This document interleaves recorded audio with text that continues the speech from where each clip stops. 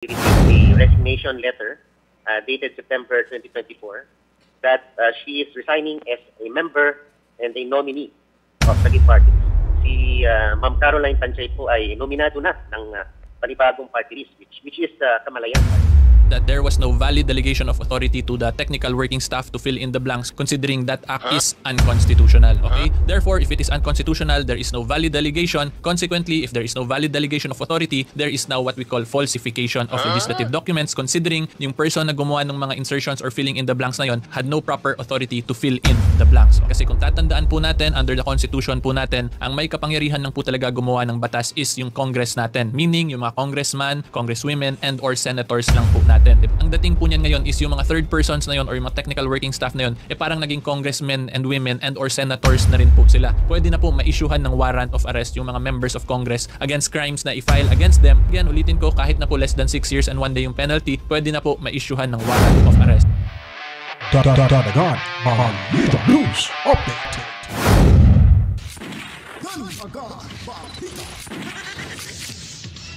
At sa amin, nakapag-harvest na kami, kakatanim lang eh.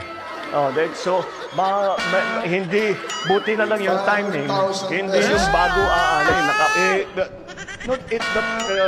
Okay. It's, there's a... Or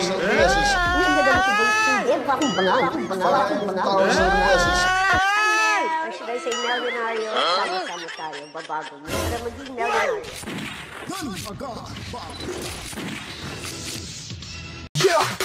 Nakikita mo ba ang drama sa Kongreso? Mga hearing na parang puro palabas lang sa entablado. Aid of legislation, pero harap-harap ang abuso kapag di ka sumunod. Contempt agad ang kalalagyan mo. Sila daw ang tagapagtanggol ng tao, pero karapatan natin, sila pa ang yumuyurak. Ito ang boses ng bayan, gusto nilang patayin kapag hindi ka pabor. Gusto ka nilang pigilin, paano aaseso kung ganito ang sistema? Laging sariling bulsa ang inuuna sa problema. Kaya tayo'y gumising, huwag nang manahimik.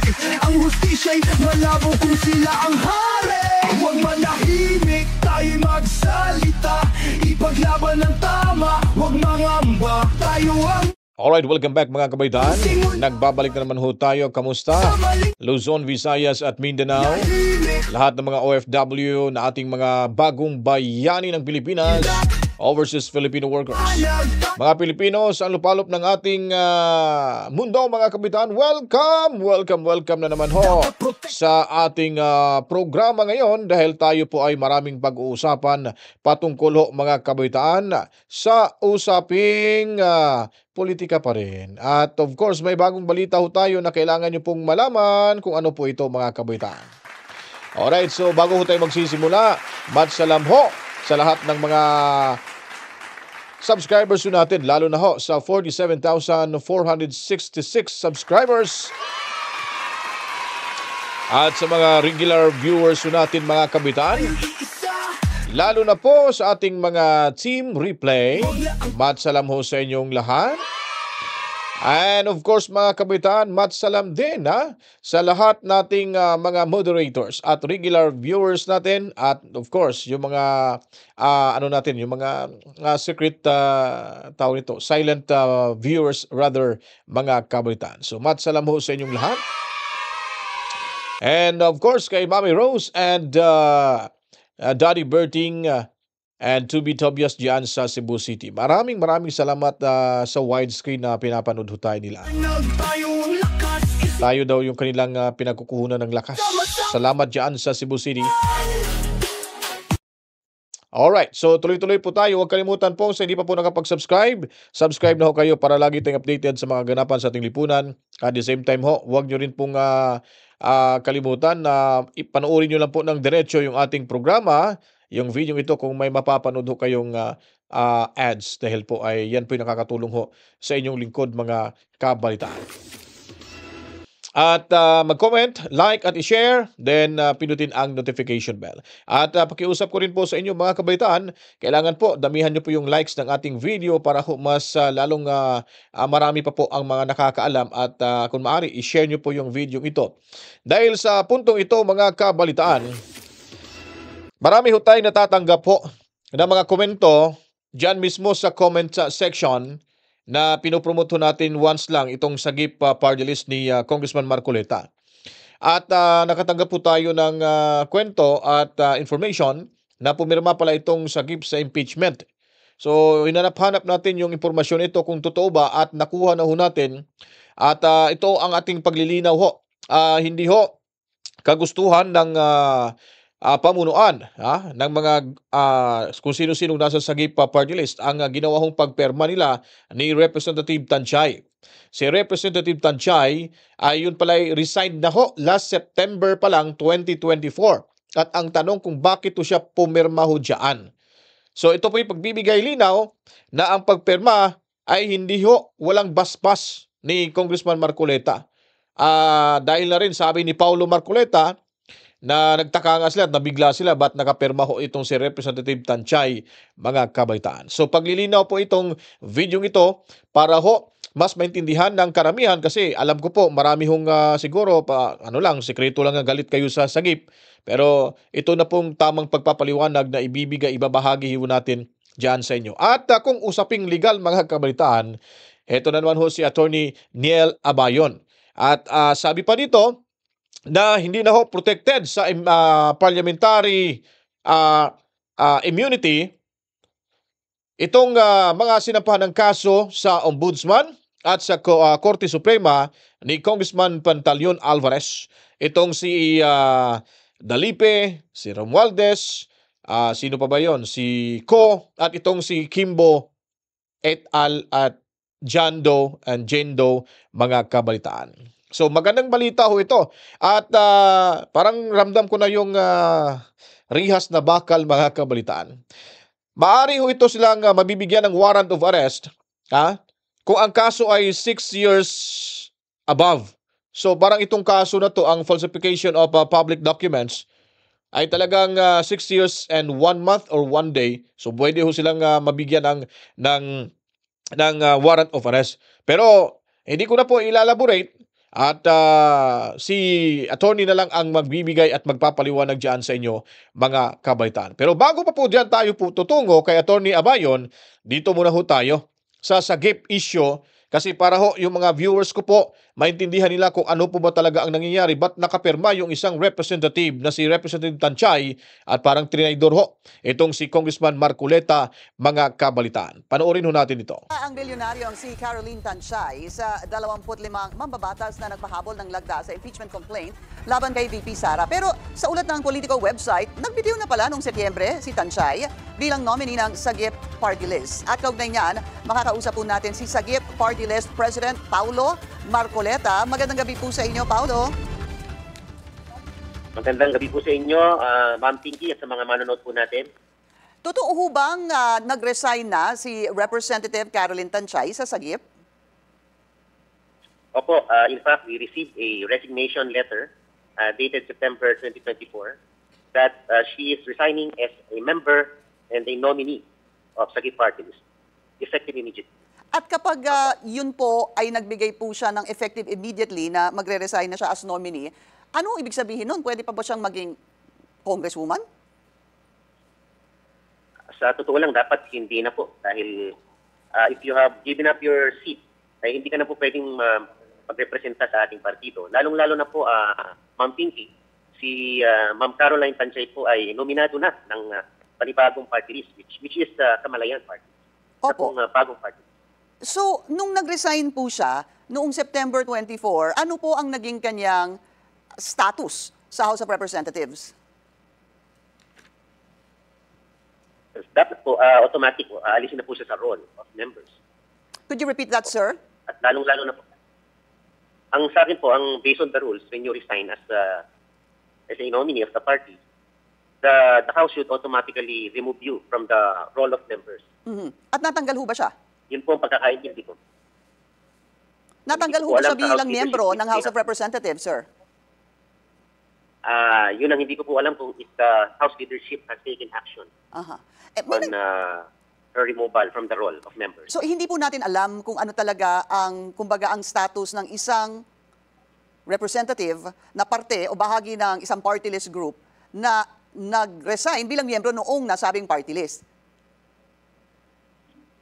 Dapat po kasi automatic po yun. Pagka nag-resign kayo, tinatransmit po dapat po ng Office of the Speaker sa Secretary General para po ma-inform pong kapulungan na siya po ay hindi na miyembro ng study party. At kapag nangyari po 'yon, Sir Paulo, paano ho ba ang succession nun?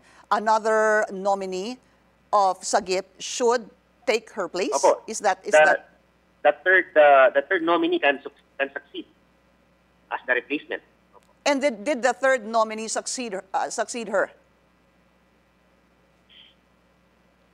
Sa akin po yung partido po, hindi pa po yata nabigyan ng aksyon yan dahil naisip po namin, with only a few months to go, parang kukunti na lang po yung oras to process the ano. But we will still take a look into it. I see. Pwede po namin i-enroll as new member. Okay. Pero kung hindi ho kasi siya palitan, if nobody succeeds her as representative, yung pong sinasabi niyo nga pong third nominee na pwedeng pumalit, mananatili ho siyang congresswoman, hindi ho ba? Kasi hindi siya pinalitan eh. Hindi naman po. Pwede po siyang maalis kahit hindi po napapalitan. Pwedeng wala po muna. Hindi po ba? Lalong-lalo na po, kung kayo po ay lumipat ng ibang partido, parang inalis niyo na yung allegiance niyo sa naunang partido. Eh. How can you be a nominee of a new party kung hindi po kayo nanumpa ng panibago? Yung oath of allegiance niyo as a member of Kamalayan Party List. So, you are automatically relinquishing your membership of Sagip. Kasi nakapirma pa po, supposedly si Congresswoman doon po sa impeachment complaint as Sagip Party List representative. Ano pong standing nun? Is that going to be acceptable? Ganun ho ba yun? Sa amin po, sa bahagi po ng aming partido, wala na pong bearing po yun on behalf of Sagip kasi okay. Ano po? Nag-tender na ng resignation. So, what are your next steps sa Sagip Party List, sir? Siguro po, we will clarify with the House leadership kung ano po ang ginawa po nila. Since siya po ba ay tinanggal na sa roll of members upon her resignation. Dapat po kasi yung resignation niya, so furnish na rin po ang Speaker of the House. Dapat inalis na po siya. Pero bilang presidente po ng Sagip Party List, weren't you interested to find out? Kasi ano po they are duty bound to ministerial na po yun on their part na pag may nag-resign, dapat po inaalis na po talaga nila. Parang automatic na po yun eh. Okay. Kasi nag-resign na po siya. Opo. So, aalamin nyo na lang po kung anong status, sir? Yes po. Kung mamarapatin po ng partido, pwede po namin isumite yung bagong pangalan ng aming third nominee na para po mag-assume ng kanyang posisyon na iniwan. Sagip Party List President Paulo Marcoleta, sir. Maraming salamat po. Rodante Marcoleta, tunay na serbisyo. Boses ng bayan para sa Pilipino. Tapang at prinsipyo, tagapagtanggol natin sa Senado. Marcoleta, ikaw ang aming kailangan. Isulong ang Magna Carta para sa mahihirap. Ang bawat Pilipino'y dapat mabigyan ng galak. Tapat sa konstitusyon, karapatan ay bantayan. Si Marcoleta ang kasama sa laban ng bayan.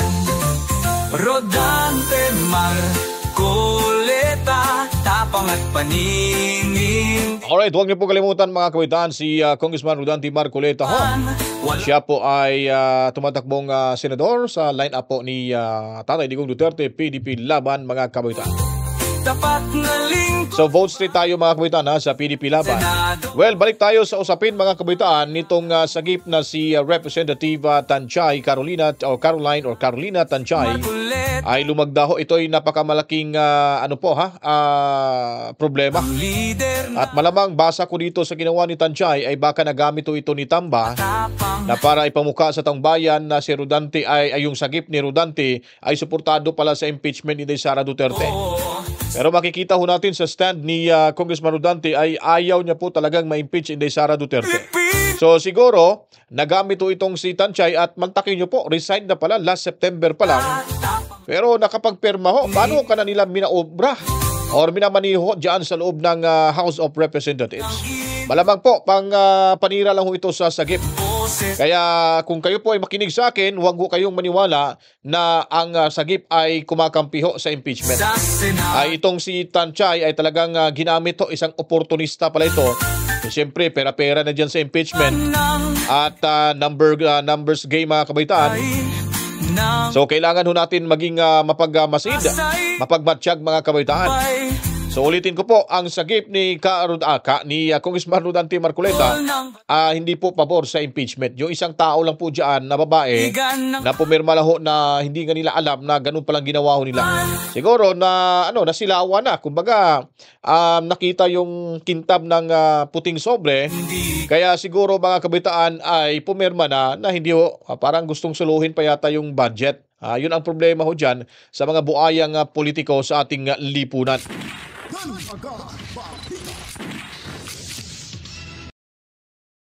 So ngayon po, dadako ho tayo dito sa ating usaping legal ho. Kasama natin si Attorney Nel Abayon. Dito ho natin pag-uusapan kung makukulong ba at mabababaan ba ng warrant of arrest itong si Tamba mga kabaitaan. Kailangan ho mapababaan at matitikman ang rihas na bakal itong mga hinampak dyan sa mayabang kapulungan. At dito ho natin makikita na ang justice system natin ay wala talagang kinikilingan. Gumagana mga kabalitaan. Kaya ngayon, sila ay galit na galit, lalo na si Asidre na si Damulag. Lahat na lang mga pinagsasabi ay walang pagkakaiba. Simula una hanggang ngayon, scripted pa rin. Yung script ay walang pagpapalit. Politically, motivated, diversionary tactic daw mga kabalitaan. Parang ganito na rin. At sa amin, nakapag-harvest na kami. Kakatanim lang eh. Nakakahawa ho yung kabangagan ng kanilang ama dyan mga kabalitaan. Ngayon, si Jude Asidre, ang tanong dyan kung magpa-drug test, papayag kaya iyon mga kabalitaan. At yung kanyang salin, kailangan ba talaga nating busisiin?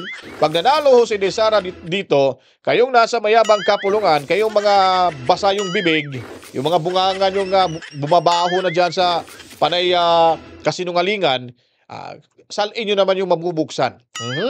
Sige. Anyways, balik tayo dito kaya sa usaping legal. Kasama ho natin si Attorney Nel Abayon. Pakinggan ho natin kung makukulong ba at magkakaroon ba ng warrant of arrest itong si mga kinasuhan ni Congressman Pantaleon Alvarez. Klaruhin ko muna kung ano ba yung kaso na final talaga mismo. Okay? So based po on the news articles that I've read, ang final po dito nila former Speaker Alvarez and the rest of his group is unang-una po falsification of legislative documents under the Revised Penal Code and Section 3E po of our Anti-Graft and Corrupt Practices Law, specifically Republic Act 3019. Okay? At yung kinasuhan po dito is unang-una si current Speaker Martin Romualdez of the 19th Congress, Majority Leader Manix Dalipe, and mga iba pa pong congressmen and congresswomen na kasama sa Committee on Appropriations, yung magiging mga defendants po in this case. Okay? So una, i-discuss ko po muna yung falsification of legislative documents. So under our Revised Penal Code po, very straightforward naman po yung definition and elements of falsification of legislative documents. Just like in any other falsification case po, if you do not have an authority to make any alterations, in this case, ang nangyari po is insertions or filling in the blanks. Pag wala po ko yung authority sa paggawa nun in a resolution or in a bill in Congress, that may constitute as a violation or as a commission of the crime of falsification of legislative documents. Okay? So yan po yung kailangan lang mapakita nila Speaker Alvarez sa korte, na yung insertions na nangyari is wala pong authority yung mga congressmen, women, or yung staff na gumawa nun. Okay? So yan po yun. And for the side naman po dito ng defense nila Speaker Martin Romualdez, ang pwede po nilang i-argue dito. So una-una po, kalaruhin ko hindi ko po sinasabi na ito yung gagamitin na defense nila Speaker Martin, but I am assuming po na posible nilang gamitin to considering ito po yung mga sinagot ni Congresswoman Stella Kimbo, the acting chairperson of the Committee on Appropriations, nung in-interview po siya, diba? So nung in-interview po siya regarding the filling in the blanks, ang sinagot po niya, unang-una authorized naman daw po yung technical working staff nila na mag-fill in the blanks. At yung mga dinagdag na figures ng staff is wala naman daw po silang diskresyon na ginawa doon.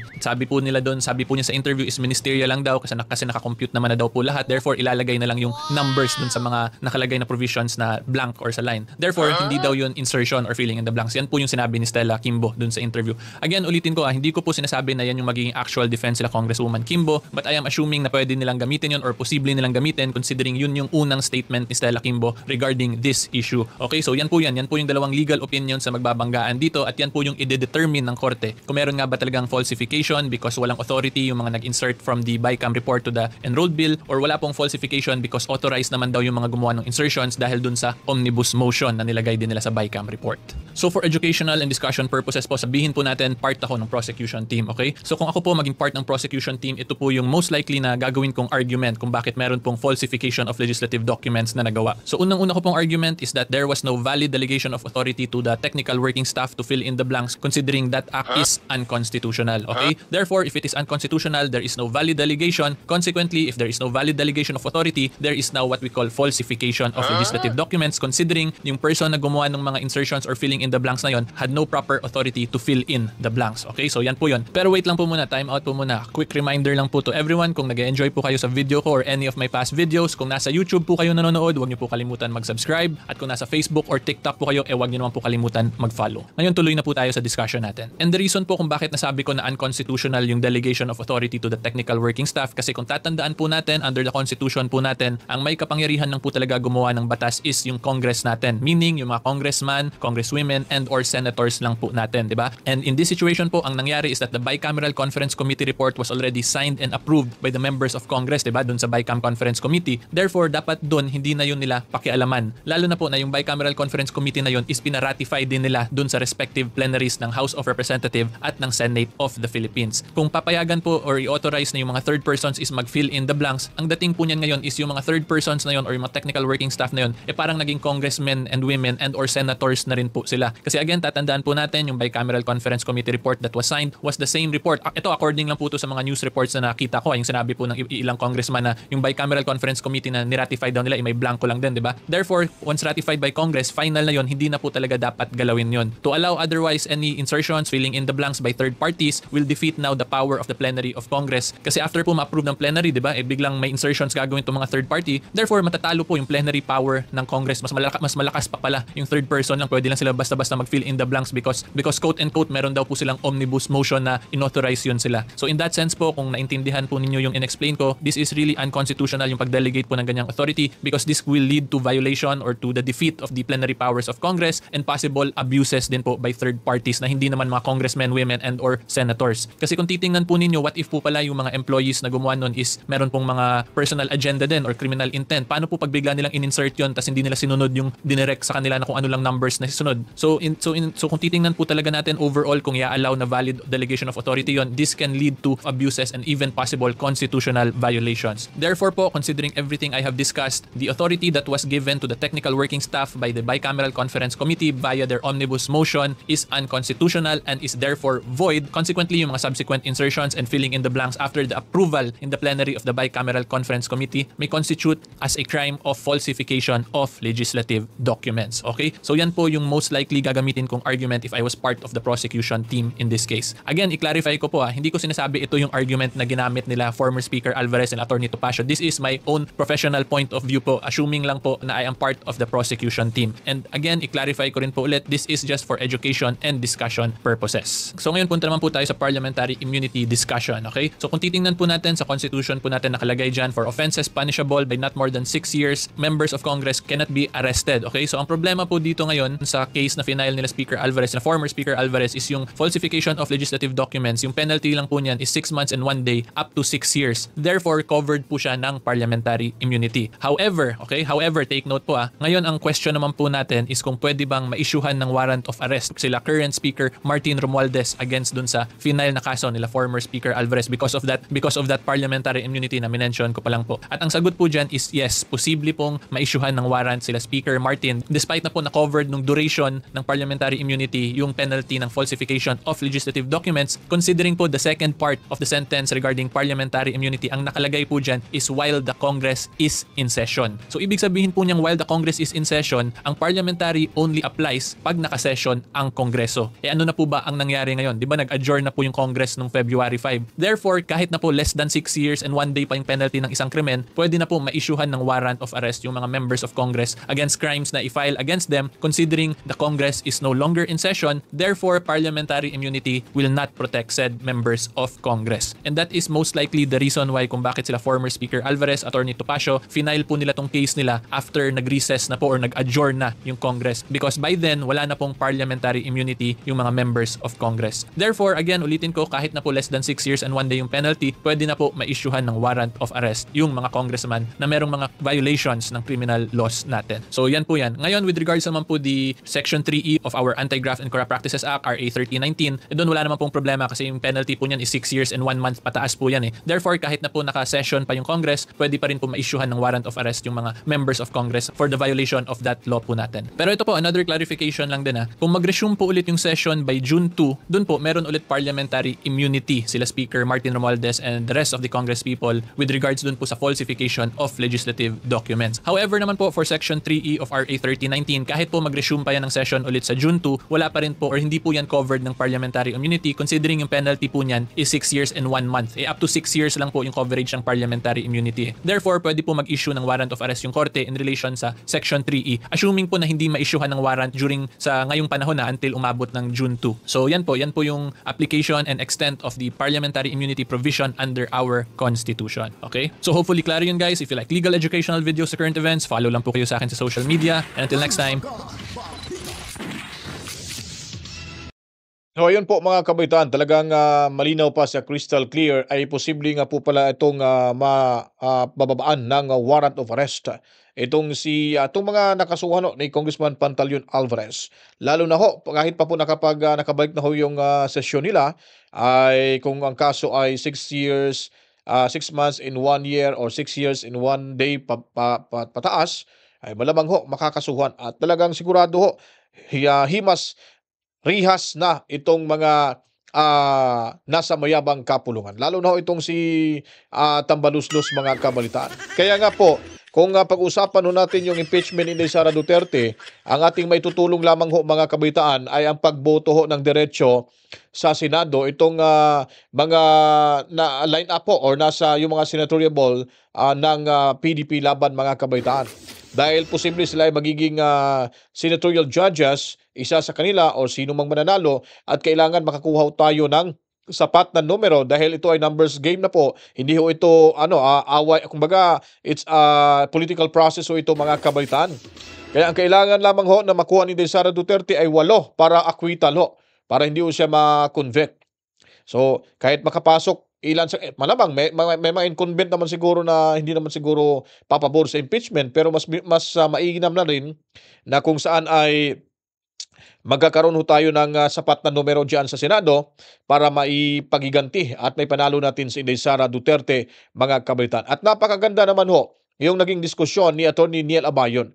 Kaya nga po dito sa programa natin, nasa tama lang tayo at pinapakinggan natin kung ano po yung dapat nating malaman na katotohanan. Dahil alam naman natin, hindi nito mapapanood yung ating mga ginagawang pag-compile, yung compartmentalization sa mga magagandang mga impormasyon, yung mga may matutunan talaga tayo, ay dito lamang natin mapapakinggan at mapapanood sa ating munting bahay mga kabalitaan. At hindi ito mapapanood sa mainstream media at kahit sa ibang mga vloggers Kung sila ay tamad mag-research, ay hindi tayo tamad. Kailangan straightforward tayo sa informasyon na kung saan ay para hindi tayo mawala ng pag-asa. Kaya dito yung Danagan Balita para sa inyo ito mga kabalitaan. At ang pinaka-importante sa panahon ngayon para sa midterm election, ulitin ko po, kailangan maibalik natin, maitayo natin at kailangan makalipad ng mas mataas pa yung agila na tinatawag. Kailangan ibalik natin ang reputasyon ni VP Sara Duterte at maipanalo sa 2028 presidential elections dahil po ang the Eagle from the South, siya lamang ang makapagbigay ng magandang pamumuhay ng bawat isa sa atin at magandang ekonomiya sa bayan ni Juan mga kabalitaan.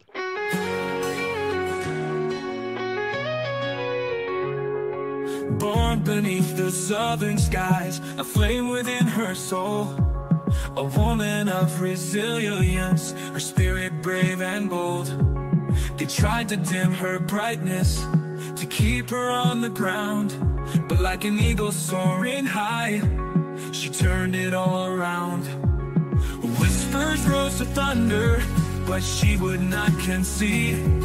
With every step she paved the way in words and daring deeds. She's the eagle from the south, wings spread wide against the sun. Through the storm she lifts us up, her journey's just begun. It can't silence what is true, or chain her to the past. Rising high she leads the way, the eagle from the south.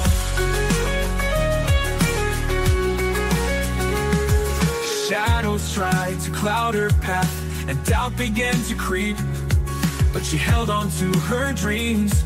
Their heights were hers to keep. They came at her from left and right, but she stood firm and strong. Their arrows couldn't pierce her heart, her will would march along. Mountains rose before her, rivers deep and wide, but she forged on undeterred, with us all by her side. She's the eagle from the south, wings spread wide against the sun. Through the storm she lifts us up, her journey's just begun. They can't silence what is true, or chain her to the past. Rising high she leads the way, the eagle from the south. Through the valleys deep and shadows long, she never lost her way. Her courage is the melody that guides us day by day. The winds of change are blowing, a new dawn's breaking through. With her we find our strength inside, together we'll pursue. The voices of the many now echo loud and clear, a symphony of unity, dispelling doubt and fear. She beckons us to follow, to rise and take a stand. Like eagles we'll embrace the sky and heal the struggled land. The horizon stretches before us, a canvas yet untold. With her we paint a future bright, in colors brave and bold. She's the eagle from the south, wings spread wide against the sun. Through the storm she lifts us up, her journey's just begun. They can't silence what is true, or chain her to the past. Rising high she leads the way, the eagle from the south.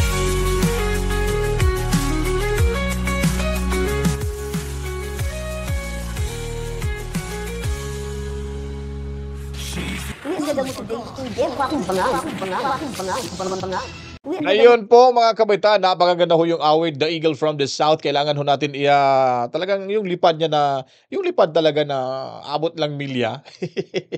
Tapos pagbagsak, ang ganda ng pagkakabagsak, yun. Nagiging maganda na yung pamumuhay ng ating bansa sa isang iglap lang mga kabalitaan.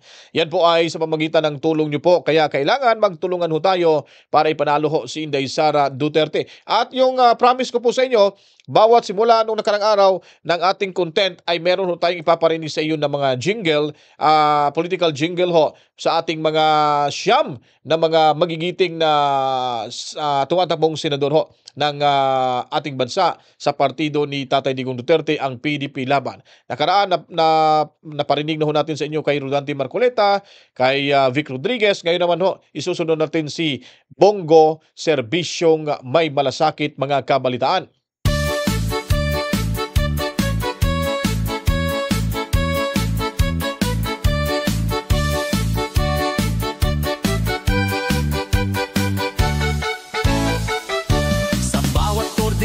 Pilipino, serbisyong may puso, kanyang nadikain. May malasakit sa lahat, walang pinipili. Si Bongo ang kasama sa hirap at ginhawa. Mr. Malasakit ng ating bayan, numero 28 sa balot ay tandaan. Serbisyong may malasakit para sa sambayanan. Bongo ang ating kailangan sa Senado. Kalusugan at trabaho kanyang isusulong. edukasyon at kabataan. Kanyang tututukan sa pagkain at seguridad. Siya'y kaagapay, si Bongo ang sagot sa ating mga hinaharap. Mr. Malasakit ng ating bayan, numero 28 sa balot ay tandaan. Serbisyong may malasakit para sa sambayanan. Bongo ang ating kailangan sa Senado. Sa kanyang liderato, tayo'y aasenso. Bongo ang kailangan ng ating bayan ngayon. Sa balot ay tandaan, numero 28, isang boto para sa progreso. Mr. Malasakit ng ating bayan, numero 28 sa balot ay tandaan. Serbisyong may malasakit para sa sambayanan. Bongo ang ating kailangan sa Senado. Bongo, Bongo, numero 28, kasama natin sa bawat hakbang tungo sa pag-ahon para sa bayan, para sa'yo. Bongo ang ating senador, numero 28. Bongo, Bongo, numero 28, kasama natin sa bawat hakbang tungo sa pag-ahon para sa bayan, para sa'yo. Bongo ang ating senador, numero 28.